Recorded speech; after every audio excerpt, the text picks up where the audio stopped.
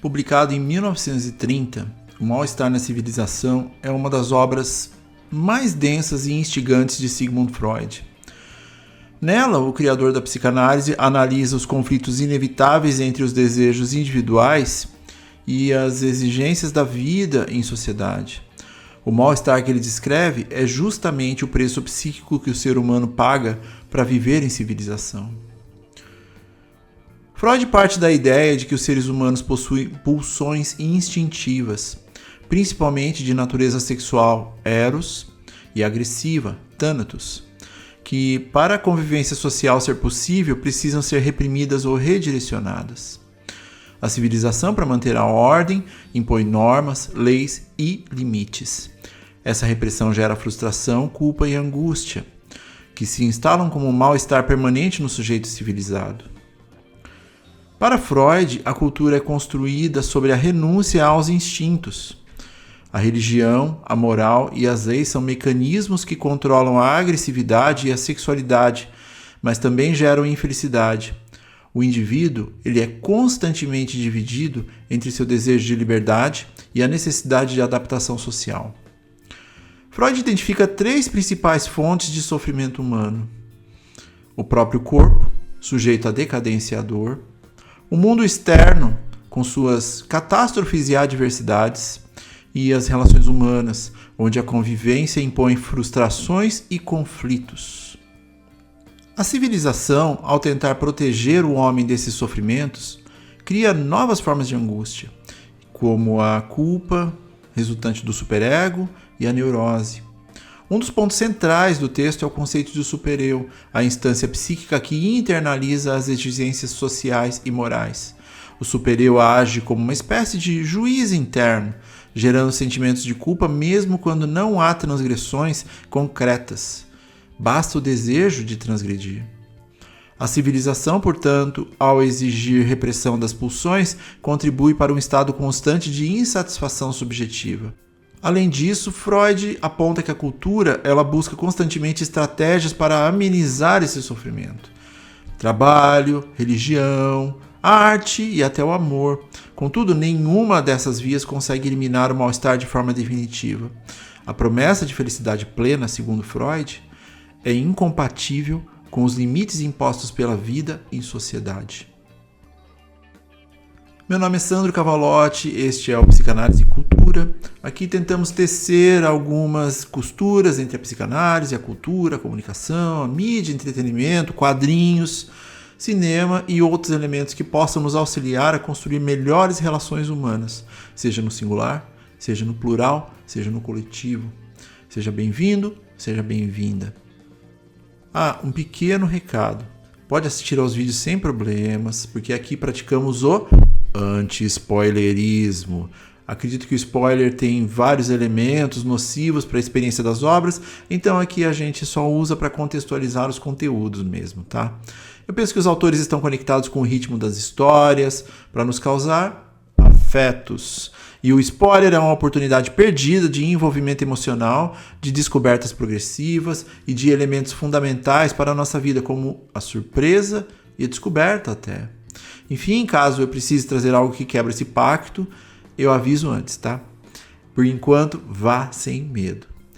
Enfim, pensando no que foi exposto sobre um conceito basilar da psicanálise e o mal-estar na civilização, pensei em trazer 2 momentos expressivos que possam nos auxiliar nas conceituações e exemplos. Fiquei bastante impactado com The Pitt, uma série dramática médica americana que estreou no início desse ano, mas eu acabei assistindo nas últimas semanas. Com as boas críticas, eu fiquei curioso, por mais que o formato já tão utilizado de séries em hospitais nunca tenha me captado tanto. Pelo carisma dos personagens, eu vi vários episódios de Grey's Anatomy, e por uma linha mais ampla focada na comédia, mas com muita emoção e sensibilidade também, acredito que eu mais tenha assistido sobre o tema deve ter sido Scrubs, que fica a dica aqui e merece a sua visita. Em algum momento falaremos um pouco mais sobre ela aqui. No geral, a mais conhecida e longeva é ER, Emergency Room, que aqui no Brasil ficou conhecida como plantão médico. E é aí que começamos a costura, porque The Pitt tem muitos dedos, mãos e bisturis do criador de ER. As características principais são mantidas. É um plantão, é emergência, é correria, é caso complexo atrás de caso complexo. Dentre as complexidades, também são situações que podem acontecer com a grande maioria de nós, de uma hora para outra, por mais esdrúxulas que possam parecer. Talvez nossa relação com a pulsão de morte, um outro conceito freudiano muito importante, que certamente abordaremos aqui em algum momento. Continuando, o que The Pitt também fez diferente de ER foi imputar um sistema conhecido em outra série, 24 Horas, cujos episódios de 1 hora pretendem emular uma relação em tempo real com o espectador. Só quem viveu nos anos 2000 sabe o impacto que Jack Bauer e a correria de Jack Bauer teve na cultura estadunidense, por consequência na nossa. O senso de urgência agora era efetivo, mesmo que semanal. Então, The Pitt, ele se apoia nessas 8 horas corridas do plantão de uma turma de médicos e residentes, que faz os primeiros atendimentos de emergência em uma grande cidade estadunidense. E claro, um grande evento faz tudo se potencializar e o que era urgente se torna latente e muito mais intenso. Estas são características estruturais das duas séries que conversam muito entre si. Até o protagonista, o Dr. Michael Rabinovich, interpretado por Noah Wyle, que lidera uma equipe de médicos e residentes enfrentando desafios como superlotação, escassez de recursos e dilemas éticos, já teve um cruzamento entre as séries, o que a faz aproximar ainda mais com o público. A série destaca-se pelo realismo ao retratar o cotidiano exaustivo dos profissionais de saúde, abordando temas como traumas pessoais e as dificuldades do sistema de saúde. Mas é aí que o texto inicial de Sigmund Freud ressoa para os contextos.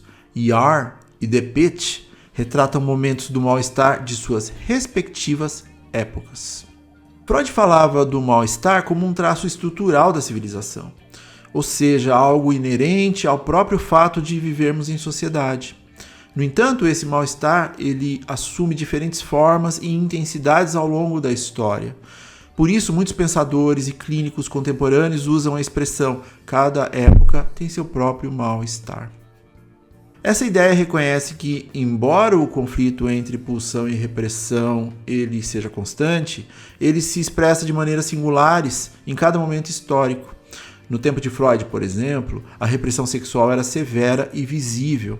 Já nas sociedades atuais, o mal-estar pode se manifestar na forma de hiperexigência, na relação com desempenho, solidão, esgotamento, ansiedade difusa e sentimentos de inadequação.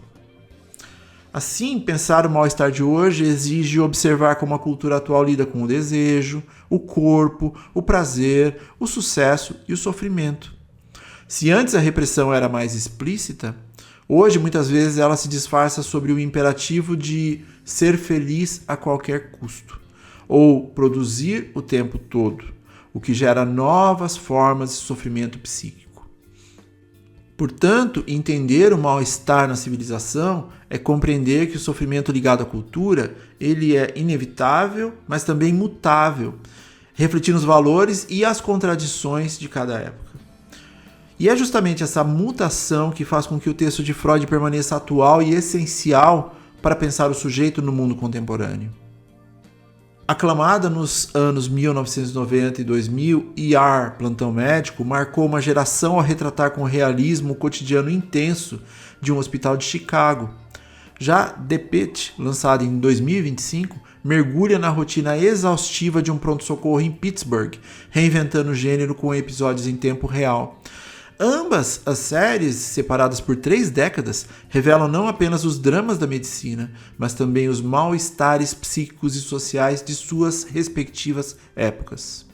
ER estreou em 1994, numa época marcada por um certo otimismo liberal, avanço tecnológico, ascensão da globalização e o discurso da meritocracia moldavam o imaginário coletivo. Ao mesmo tempo, cresciam os debates sobre a precarização dos serviços públicos, as desigualdades raciais e o sistema de saúde norte-americano tão precário. Nesse contexto, ER mostrava médicos heróicos, movidos por ética e paixão, tentando salvar vidas em meio ao caos. O mal-estar daquela época se expressava em dilemas morais, esgotamento físico, mas sobretudo na tensão entre vocação e sistema. O que isso quer dizer? Profissionais comprometidos que esbarravam em limitações institucionais e políticas. A série abordava temas como HIV, racismo, guerra, vício, luto, mas sempre sobre o signo de uma esperança possível.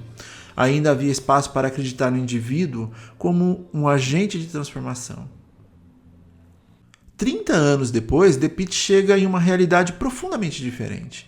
Vivemos a era do esgotamento psíquico, da hiperexigência da performance, da insegurança institucional, na relação oblíqua com a saúde mental e do descrédito das estruturas. A pandemia de Covid-19 expôs de forma brutal a fragilidade dos sistemas de saúde e o limite humano dos profissionais na linha de frente. Além disso tudo, a série utiliza muito bem elementos que eram raros em ER, como construções a respeito de problemáticas da saúde mental, onde jovens tomam remédios não prescritos para poder estudar e performar mais, mesmo que isso possa direcioná-los para uma eventual morte. Ou então o jovem que leva sua mãe, que na verdade está preocupada com o que ele anda escrevendo sobre punir determinados colegas da escola, ou então os próprios dilemas médicos onde há usos de substâncias ilícitas para dar continuidade aos atendimentos, a vaga hora extra. A estafa mental produzida pelo sofrimento generalizado precisa ser canalizada para algum lugar.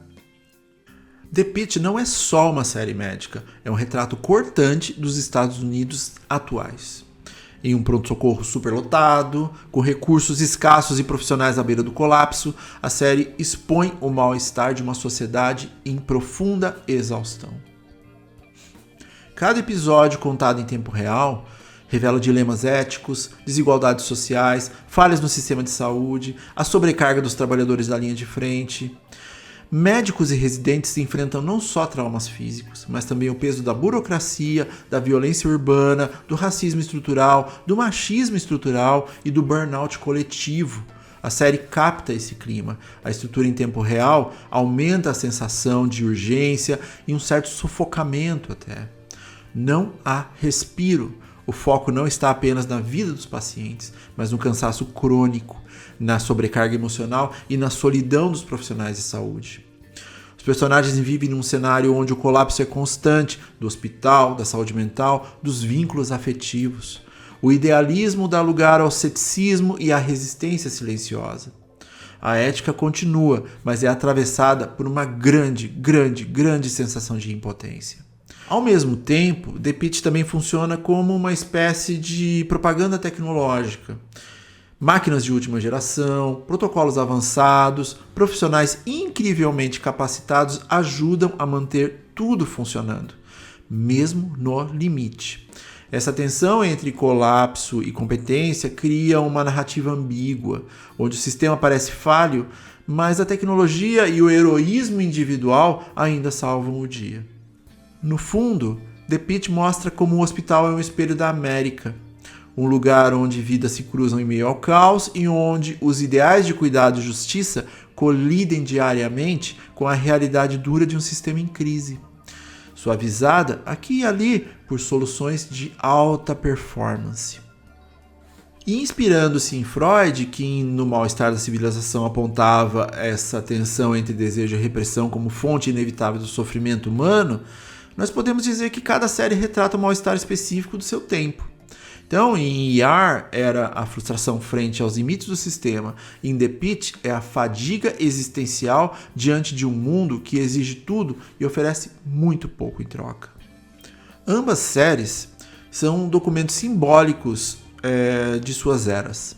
Se ER nos falava de uma busca por sentido e vocação em meio ao caos, The Pitt nos alerta para o preço psíquico de viver em uma sociedade extremamente exaurida e adoecida.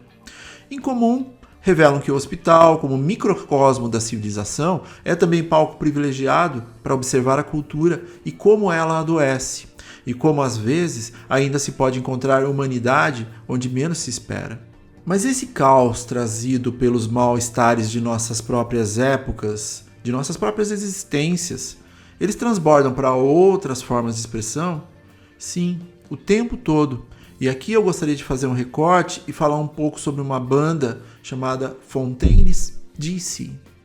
O Fontaines DC é uma banda irlandesa de rock alternativo formada em Dublin em 2014. Sua sonoridade une o vigor do pós-punk com letras densas e poéticas, reflexo do interesse dos integrantes por poesia e literatura. O nome da banda tem duas origens combinadas. Fontaines vem de Johnny Fontaine, personagem de O Poderoso Chefão, enquanto DC significa Dublin City, cidade natal dos membros. O acréscimo foi feito para evitar confusão com outras bandas e ao mesmo tempo que reforça sua identidade irlandesa.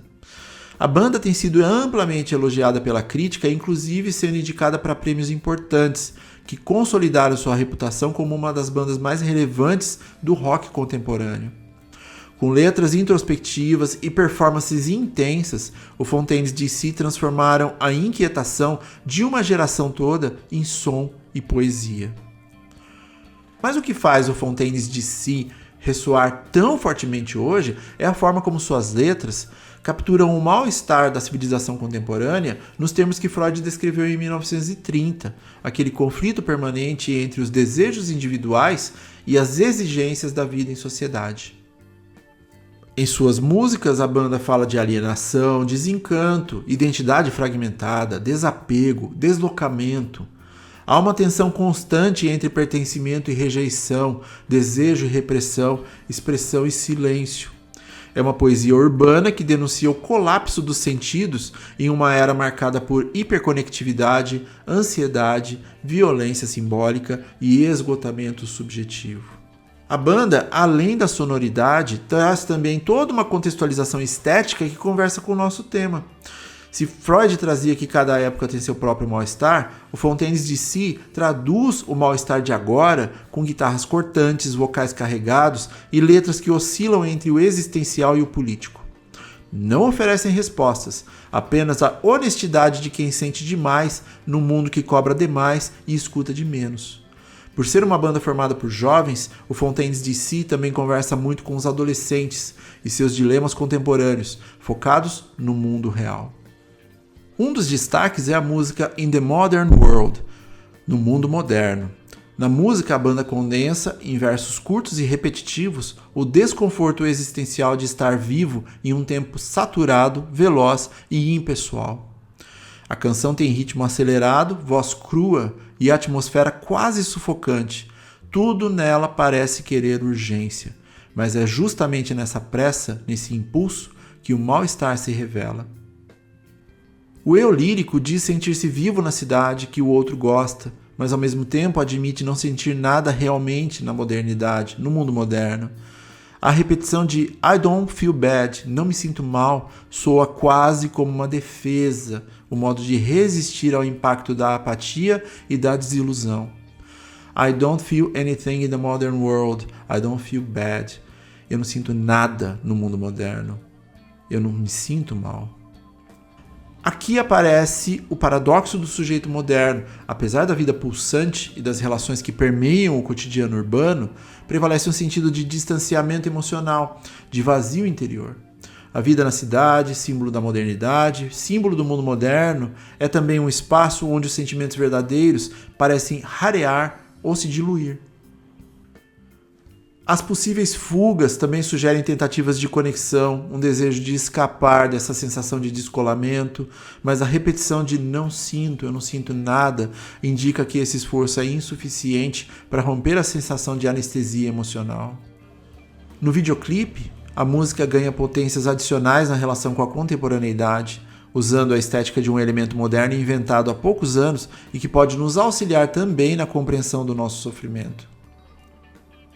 No videoclipe, o protagonista mergulha em uma experiência única e absurda, a prática do Kar-jitsu, uma forma recente de jiu-jitsu realizada dentro do interior de um carro, inventada há poucos anos em Chicago. A escolha desse ambiente, um espaço ridicularmente pequeno, traz uma intensidade física crua e explosiva. A luta corpo a corpo ganha um caráter quase claustrofóbico, tornando cada impacto e movimento surpreendentemente vigorosos. Essa brutalidade concentrada, tão inesperada quanto visceral, domina a primeira camada do vídeo toda. Mas o diretor, ele acrescenta uma dimensão extra ao conflito, o que acontece fora do carro. Passantes curiosos se transformam em espectadores voyeurísticos, assistindo à sucessão de combates como uma mistura de fascínio e excitação.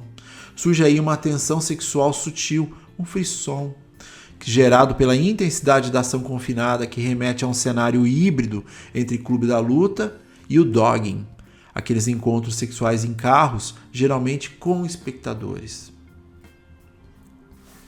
O resultado é uma experiência audiovisual dolorosa e, para alguns, pelo que eu vi nos comentários do clipe, ao mesmo tempo ela é hilária, o que mostra muito sobre a nossa época.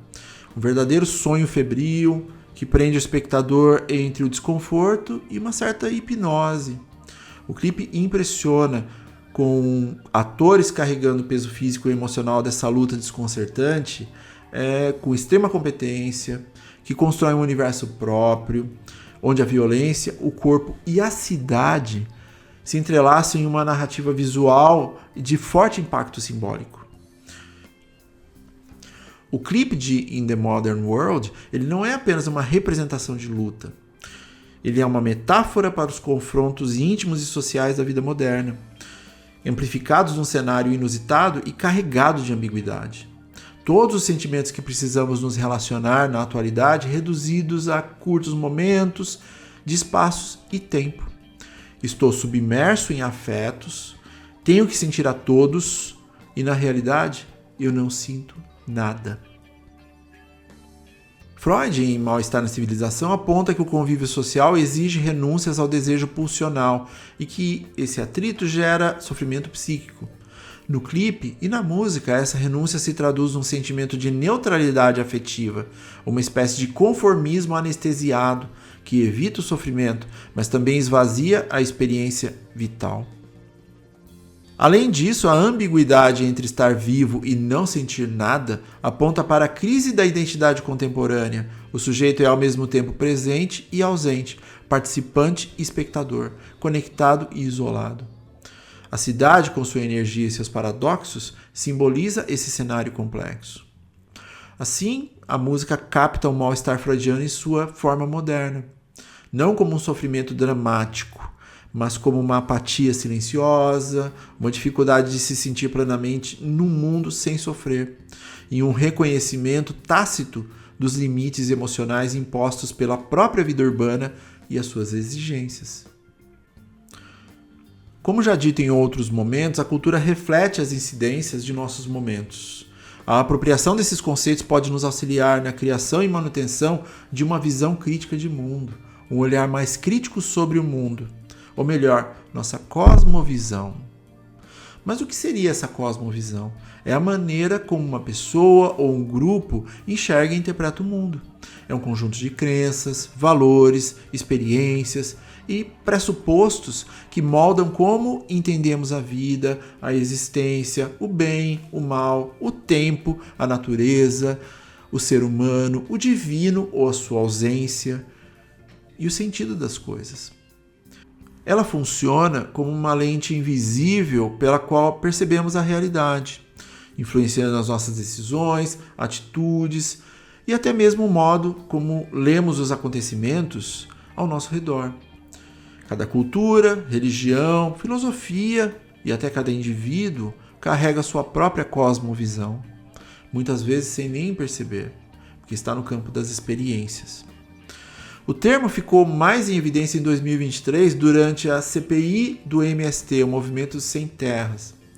Mas sobre o que seria essa CPI?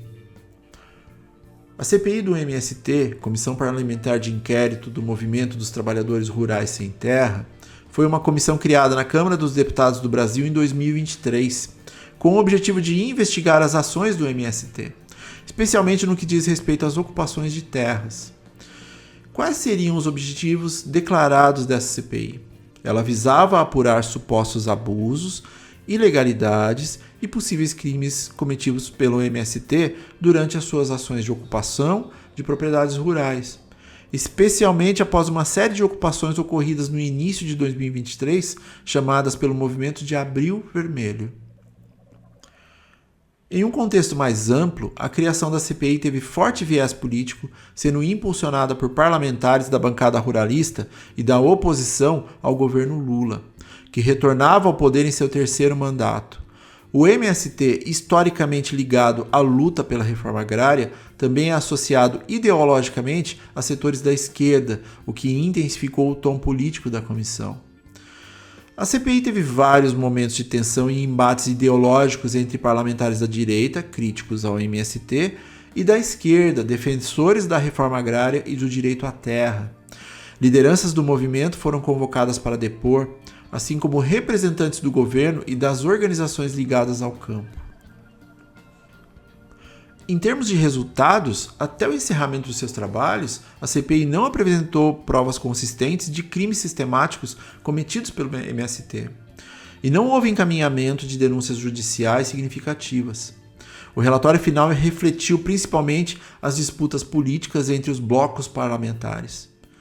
No geral, a CPI do MST foi mais um palco de disputa ideológica sobre a questão agrária no Brasil do que uma investigação com efeitos jurídicos práticos. Serviu como vitrine para o embate entre o agronegócio e os movimentos sociais, reacendendo o debate sobre a reforma agrária, função social da terra e criminalização dos movimentos populares. Mas a CPI ficou marcada, entre tantos outros momentos, pela presença do professor da UNB, José Geraldo, onde ele respondeu aos questionamentos da deputada Caroline Detoni.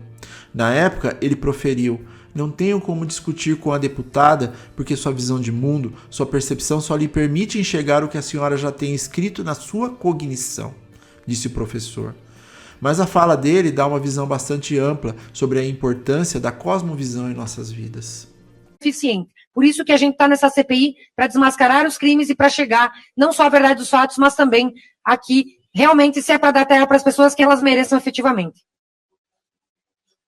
Professor, só quer fazer algum comentário da fala? Em respeito à deputada, porque, na verdade, ela não me fez pergunta nenhuma, né? Eu só queria dizer assim, Otávio Paz, do Labirinto da Solidão, disse que os indígenas, quando Colombo chegou, não viram as caravelas.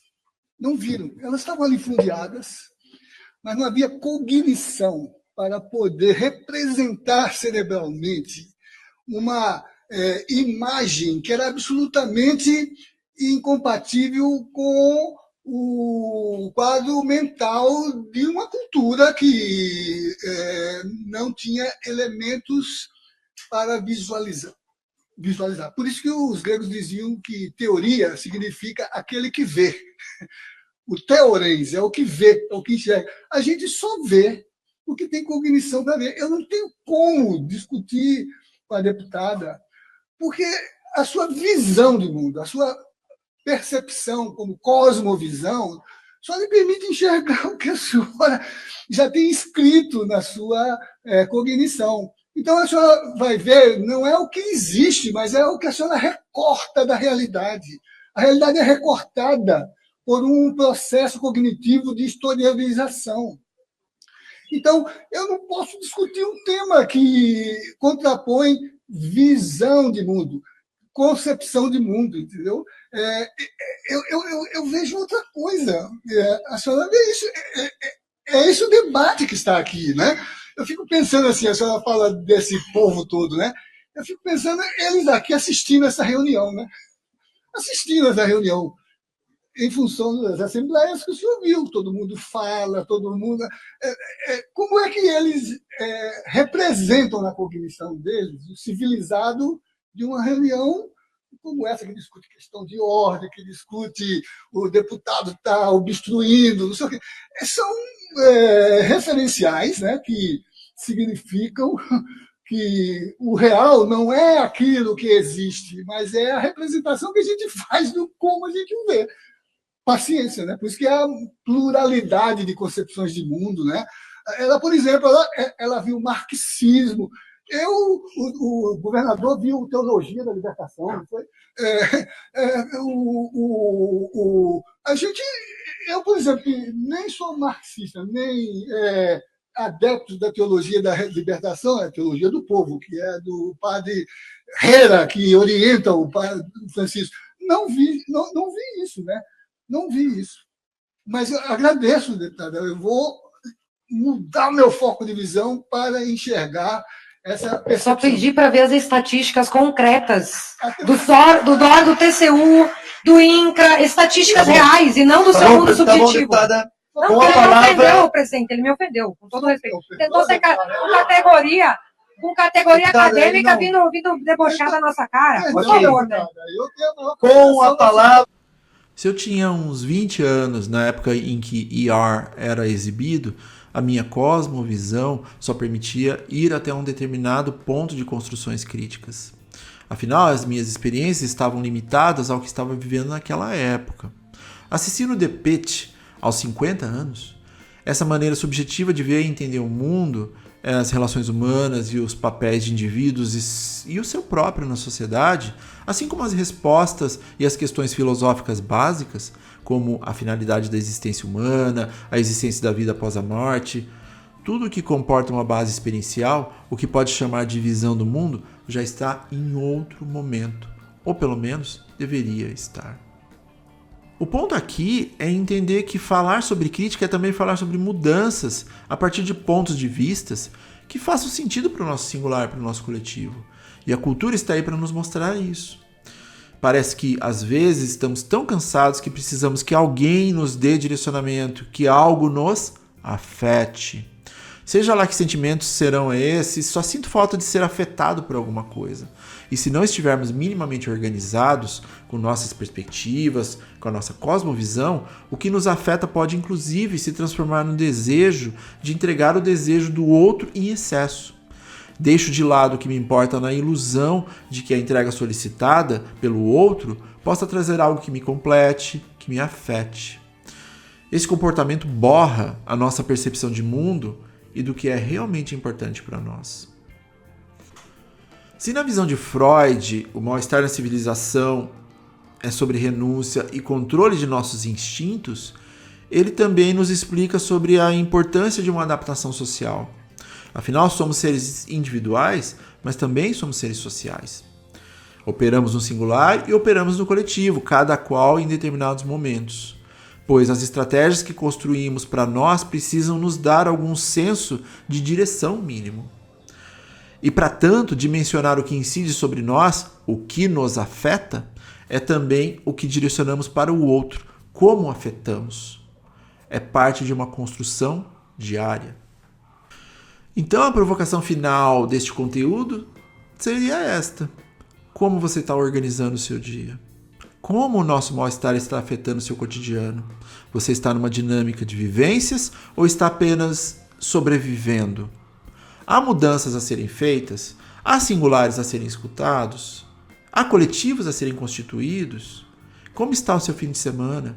O quão cansado você está? O quanto disso está sob seu controle?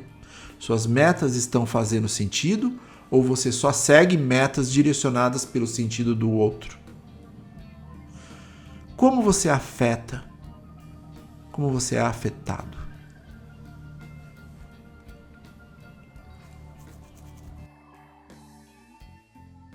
Eu tenho pensado bastante sobre como criar esse olhar crítico sobre o mundo está ficando cada vez mais difícil. Então, falaremos sobre esse tópico em alguns outros momentos, tá? E os colegas que produzem conteúdo fazem muita diferença nesse sentido.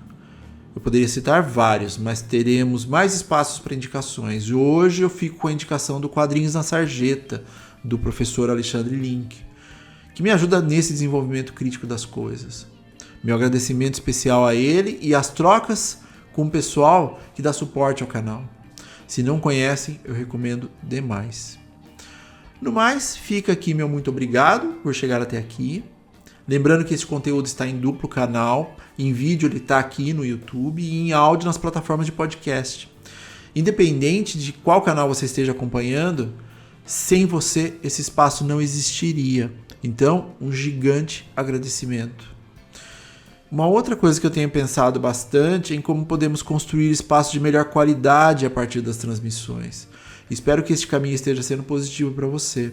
Afinal, tenho tentado construir uma internet que possa ser algo melhor do que apenas consumo, hiperestímulos e sofrimento.